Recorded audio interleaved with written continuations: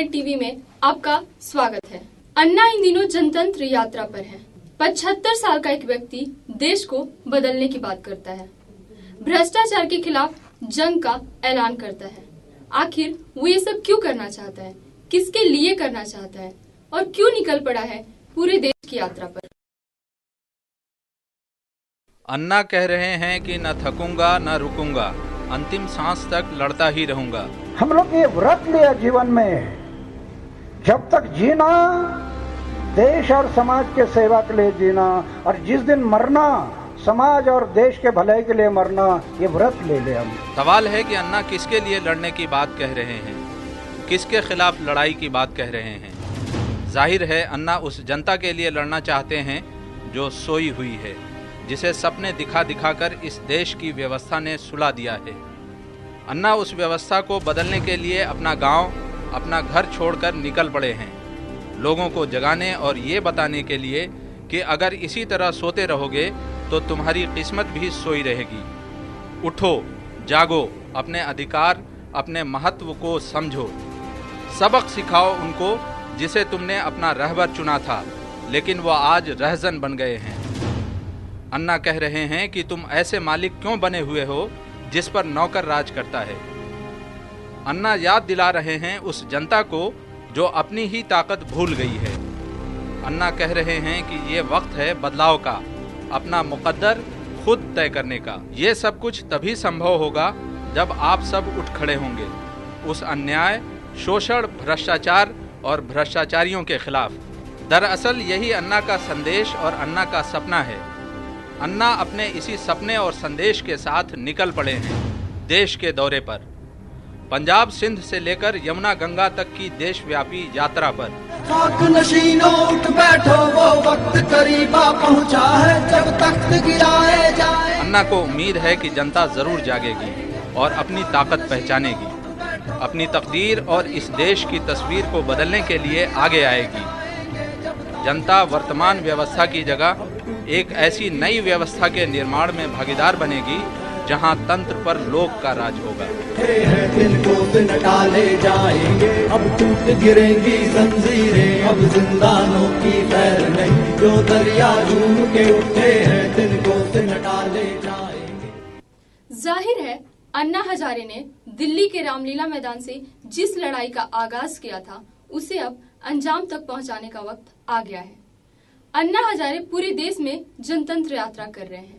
लोगों को जागरूक करने के लिए पिछले 3 महीने से अन्ना लगातार देश भर में घूम रहे हैं।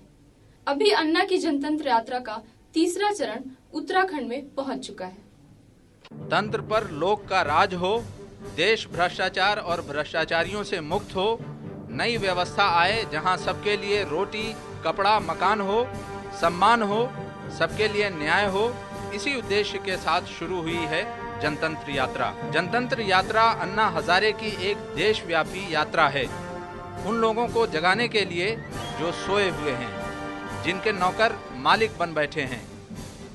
पंजाब के अमृतसर से शुरू हुई ये यात्रा हरियाणा, राजस्थान और पश्चिमी उत्तर प्रदेश होते हुए अब उत्तराखंड पहुंच चुकी है।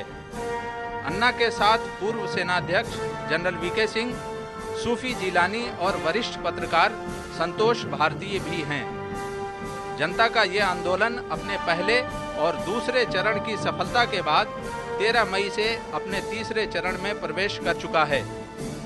जनतंत्र यात्रा की शुरुआत 31 मार्च को अमृतसर के जलियांवाला बाग से हुई थी। अन्ना ने प्रथम चरण की जनतंत्र यात्रा में पंजाब और हरियाणा में सैकड़ों सार्वजनिक रैलियों और जनसभाओं को संबोधित किया। अन्ना हजारे की इस यात्रा में लाखों लोगों ने शिरकत की। संबंधित राज्यों के जिस जगह से होकर उनका कारवां गुजरता था, हजारों की तादाद में स्थानीय लोग उनका नागरिक अभिनंदन करते थे। इस दौरान लोगों, खासकर नौजवानों और महिलाओं ने एक स्वर में अन्ना हजारे की इस मुहिम में शामिल होने की घोषणा की। जनतंत्र यात्रा का दूसरा चरण राजस्थान से शुरू हुआ था। यात्रा देश में व्यवस्था परिवर्तन और सशक्त जन लोकपाल कानून बनाने को लेकर लोगों में जागरूकता पैदा करने के लिए की जा रही है। अन्ना हजारे की जनतंत्र यात्रा का दूसरा चरण 5 मई को राजस्थान के श्री गंगानगर से शुरू हुआ। जनतंत्र यात्रा सूरतगढ़, बीकानेर, नोखा, श्री बालाजी और नागौर होते हुए जोधपुर पहुंची। 10 मई को जनतंत्र यात्रा का दूसरा चरण अजमेर में संपन्न हुआ। तीसरा चरण उत्तराखंड के ऋषिकेश से शुरू हुआ। प्रदेश में जनतंत्र यात्रा ऋषिकेश से शुरू होकर ब्रह्मखल, श्रीनगर, रुद्रप्रयाग, जोशीमठ, बद्रीनाथ, अल्मोड़ा, नैनीताल, हल्द्वानी और रुद्रपुर पहुंचेगी। 24 मई को तीसरे चरण की यात्रा का समापन रुद्रपुर में होगा। ऋषिकेश में अन्ना ने सबसे पहले गंगा आरती की। वहां हजारों लोगों ने उनके साथ इस आरती में हिस्सा लिया।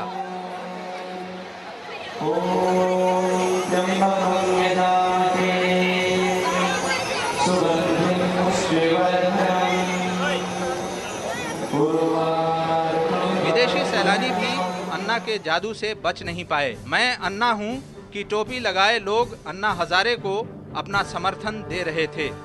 अन्ना आज उन करोड़ों लोगों की उम्मीद बन गए हैं जो भ्रष्टाचार से त्रस्त हैं। जन लोकपाल की मांग से शुरू हुई अन्ना की लड़ाई अब एक नई व्यवस्था के निर्माण में तब्दील हो गई है। उत्तराखंड में अन्ना की जनतंत्र यात्रा जनता के बीच यही संदेश लेकर जा रही है कि अब वक्त आ गया है उठ खड़ा होने का, कंधे से कंधा मिलाकर साथ लड़ने का। अन्ना कहते हैं कि भ्रष्ट राजनीतिक व्यवस्था के खिलाफ अब लोगों को खड़ा होने की जरूरत है, क्योंकि राजनेताओं ने आजादी के बाद जन कल्याणकारी नीतियों को लागू करने की बजाय अपना हित साधा है। पूरी जनता जाकर उपचुनाव का प्लानिंग नहीं कर सकते, इसलिए हम संविधान के मुताबिक प्रतिनिधि लोकशाही का स्वीकार किया। अन्ना ने जनता से आह्वान किया कि वे सितंबर माह के प्रथम सप्ताह में दिल्ली जरूर आएं और जन संसद में अपनी भागीदारी सुनिश्चित करें। 6 करोड़ जनता को हम संगठित कर सकेंगे। 6 करोड़ देश और 6 करोड़ जनता अगर जाग गई तो सरकार का नाक दबाना से मुंह खुल जाएगा। 1.5 साल के बाद 6 करोड़ लोग संगठित हो गए तो मैं फिर से होगा रामलीला मैदान और आप तिरंगा लेकर रास्ते पर होंगे। भारत माता की जय, वंदे मातरम, इनकलाब जिंदाबाद। उन्होंने कहा कि आजादी के 6.5 दशक बीत जाने के बाद भी देश की आम जनता तमाम तरह की परेशानियों से त्रस्त है, लेकिन सियासी पार्टियों को इससे कोई मतलब नहीं है। अन्ना कहते हैं कि पक्ष और पार्टी ने इस देश के साथ, इस देश के संविधान के साथ धोखा किया है। अन्ना हजारे के मुताबिक भारत में संविधान में कहीं भी पक्ष और पार्टी बनाने की बात दर्ज नहीं है, लेकिन आजादी के बाद इस देश में हजारों की संख्या में पार्टियां खड़ी हो गईं, लेकिन जनता की समस्याएं खत्म नहीं हुई। पक्ष और पार्टियों ने धोखा किया। संविधान नहीं कह रहा पक्ष पार्टी के बारे में, लेकिन इन्होंने पक्ष संविधान के बरखिलाफ ये इलेक्शन चालू रखे और आज भी पक्ष और पार्टी के कारण ये इलेक्शन चल रहे हैं और 70 पैसे के लिए गुंडा, भ्रष्ट, व्यभिचारी, लुटारू ऐसे लोगों को पक्ष और पार्टियों ने टिकट दिया, चुनकर लाया और आज ऐसे लोग विधानसभा और लोकसभा में घुस गए हैं जो गुंडा है, भ्रष्ट है, व्यभिचारी है, लुटारू है। ये देश का भविष्य क्या बदलेंगे? तो इसलिए हम घूम रहे हैं कि संविधान ये कह रहा है लोकतांत्रिक गणराज्य। उत्तराखंड में अन्ना 15 मई को ब्रह्मखल और डूंडी के रास्ते उत्तरकाशी पहुंचे। ब्रह्मखल और डूंडी में जनसभाओं को संबोधित करते हुए अन्ना हजारे ने कहा कि उनकी ये यात्रा व्यवस्था परिवर्तन के लिए हो रही है, क्योंकि अंग्रेजों ने जितना इस देश को नहीं लूटा उससे कहीं ज्यादा हमारे नेताओं ने देश की दुर्गति कर डाली।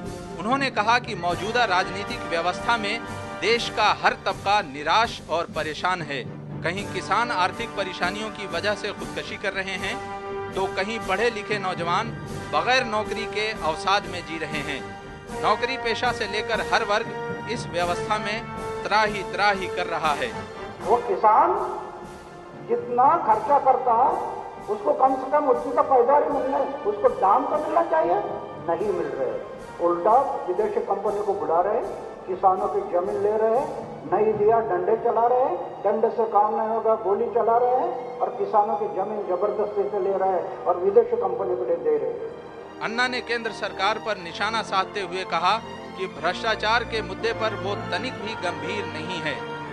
यही वजह है कि जन लोकपाल कानून पारित करने के वचन से वो पीछे हट गई, क्योंकि सरकार को ये महसूस हो गया कि अगर ये कानून पास हो जाता है तो उसकी गिरफ्त में नेता और अफसर ही आएंगे।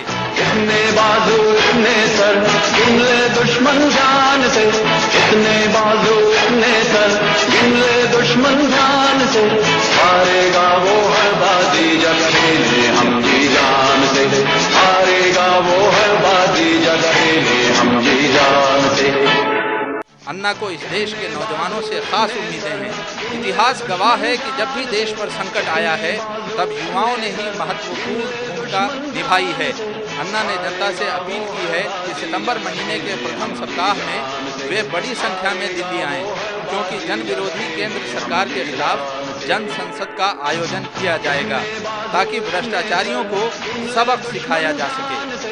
इतने बाजू इतने सर गिन ले दुश्मन जान से। आज के इस खास कार्यक्रम में बस इतना ही। अन्ना हजारे की जनतंत्र यात्रा से जुड़े हर पहलू और हर खबर हम आप तक लगातार पहुंचाते रहेंगे। नमस्कार।